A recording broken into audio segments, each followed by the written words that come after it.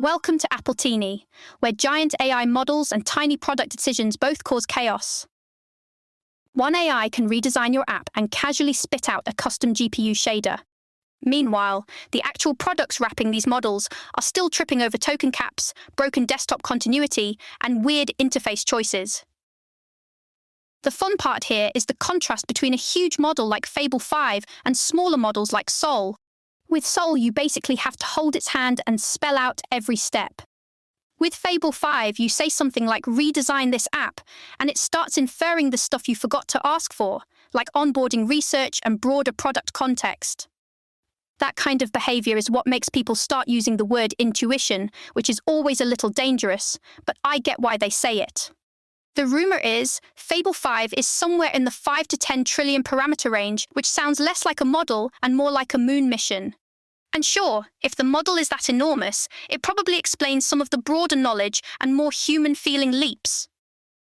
At the same time, the hosts make a very sane point: raw size is not the whole game. There are already rumors that OpenAI could drop a GPT-6 as early as September and that it may tower over the 5.6 series. Cool, great.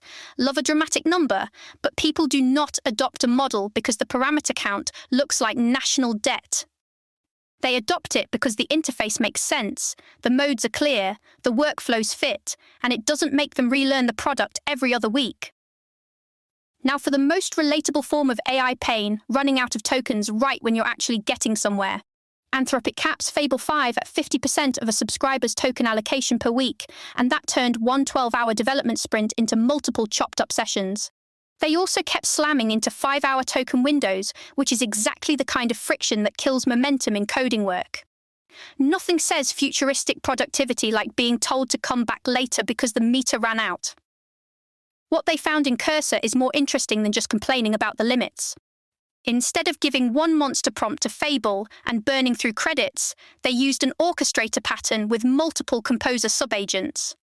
So one agent explores, another evaluates, another refines, and you loop that process. That multi-model, agentic setup turned out to be way more cost-effective than the single giant genius approach. Honestly, that feels like the practical AI lesson of the moment: less one oracle on a mountaintop, more weird little committee with receipts. The product mess gets even better when you look at how these companies are now splitting AI into 3 different personalities. You've got chatbot mode, coding agent mode, and work agent mode, all with different prompts, different sandboxing, and different model choices. That may make sense internally, but for normal humans it raises the learning curve fast.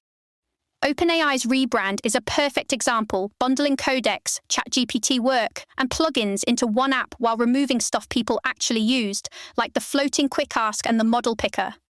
That is such a classic modern software move. Add more power, remove muscle memory, call it streamlined. And then there's the desktop continuity issue, which is the kind of detail that sounds minor until it ruins your afternoon. On Mac, chats and project folders persist on the web version, but not reliably when you switch to the new desktop client. So you can lose history just by moving between official surfaces of the same product. The host suggestion is dead, right? Split the developer-heavy tools into their own app and stop trying to make one overloaded everything box serve every use case. This same theme shows up in Cloud Code's desktop client, which apparently has reliability issues that are almost comically annoying. Open the companion phone app and you can lose the remote control session on desktop. Sometimes you even have to manually unarchive things just to get functionality back. So when Anthropic adds shiny new reflections usage stats, the reaction was basically, why are you nudging me with productivity analytics when the floorboards are still loose? And that's fair. Stability first, then the dashboard sermon. The coolest story in the bunch might be what Fable 5 did with the Mac Remote app. The team used it to fully redesign the onboarding flow, grounding the work in Apple's human interface guidelines, Mac rumors coverage, and screenshots of award-winning apps. That's already solid, useful output. But then Fable went further and generated a custom metal-based GPU shader for the connection screen with this glassy morphing animation. That is the kind of moment that makes people stare at the screen and go, okay, you were not supposed to be this good at implementation-level creative work.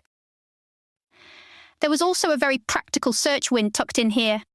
Switching from OpenAI's large V3 embeddings to Voyage 4 made a big relevance improvement when searching a personal archive of iOS reviews. That's not abstract benchmark talk. That's a real search experience getting noticeably better. They also added web search fallback through SERP API and Firecrawl, so the tool can pull live MacStories links when the archive isn't enough. And because apparently we live in an era where every useful thing also needs flair, it can show a WebGL animation visualizing the search path. The through line across all of this is pretty simple. The models are getting startlingly capable, sometimes in ways that feel almost show-offy. But the actual winners won't just be the biggest brains. They'll be the products that don't waste your credits, don't scramble your workflow, and don't make basic continuity feel optional.